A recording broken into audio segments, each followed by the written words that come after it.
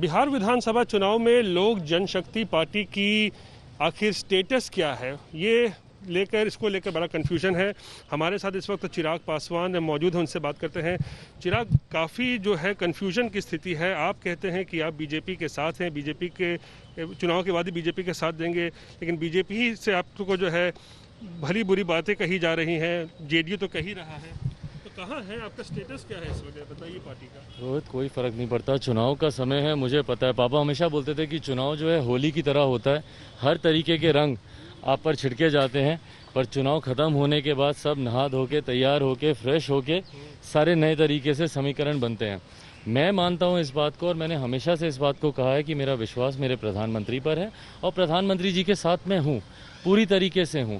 अब भाजपा के कुछ लोग यहाँ पर जिस तरीके से माननीय मुख्यमंत्री जी के दबाव में, और मैं उसका भी मैं पूरी तरीके से सम्मान करता हूँ। देखिए, अंतोगत्वा गठबंधन तो भारतीय जनता पार्टी और जनता दल यूनाइटेड का है ही आपस में। उन्होंने आपस में आधी सीटों का उन्होंने बंटवारा किया है, और मैंने ये निर्णय लिया है, मेरी पार्टी ने ये निर्णय लिया है कि मैं अकेले में चुनाव लड़ूंगा और मैं जनता दल यूनाइटेड के सामने अपने प्रत्याशी उतारूंगा, भाजपा के सामने मैं अपने प्रत्याशी नहीं उतारूंगा। तो ये मेरा निर्णय, मेरा फैसला है, और इसमें मैं अपने फैसले पर मैं अड़िग हूँ। हाँ, इतना मैं जरूर बोलता हूँ कि मैं चुनाव के बाद मेरे जितने भी जीते हुए प्रत्याशी हैं वो भारतीय जनता पार्टी का और नरेंद्र मोदी जी का वो समर्थन करेंगे।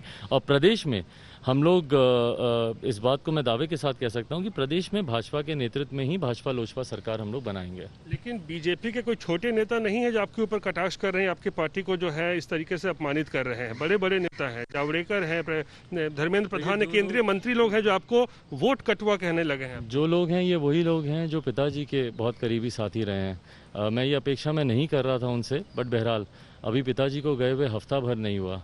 अभी उनकी श्रद्धांजलि कुछ दिनों पहले ये सब लोग दे रहे थे, और आज उन्हीं के बारे में, उन्हीं की पार्टी के बारे में मैं दबाव में समझ सकता हूँ। मुख्यमंत्री निरंतर इस तरीके की दबाव की राजनीति वो करते हैं, खुद वो बोलते नहीं हैं, दूसरों से वो बुलवाते हैं, और ये उनकी कार्यशैली रही है निरंतर। पर उसमें कहीं ना कहीं अपने भी विवेक का इस्तेमाल करना चाहिए कि आप एक ऐसे आदमी की पार्टी के बारे में कह रहे हैं जो कि आज से कुछ दिनों पहले तक आप ही के ही मंत्रिमंडल में आपके साथी थे। 51 साल की सक्रिय राजनीति का उनका अनुभव रहा। अभी कुछ दिनों पहले आप उनको श्रद्धांजलि दे रहे थे, और आज उन्हीं की बनाई हुई पार्टी के लिए आप इस तरीके की शब्दावली का आप इस्तेमाल कर रहे हैं। मेरे हिसाब से ये उचित नहीं है। अगर आप किसी के दबाव में भी ऐसा कर रहे हैं, जो कि मैं मानता हूँ कि दबाव में कर रहे हैं, इसलिए भाजपा के किसी भी नेता से मेरी कोई नाराजगी नहीं है, पर दबाव में भी अगर आप कर रहे हैं तो कम से कम शब्दों के चयन का।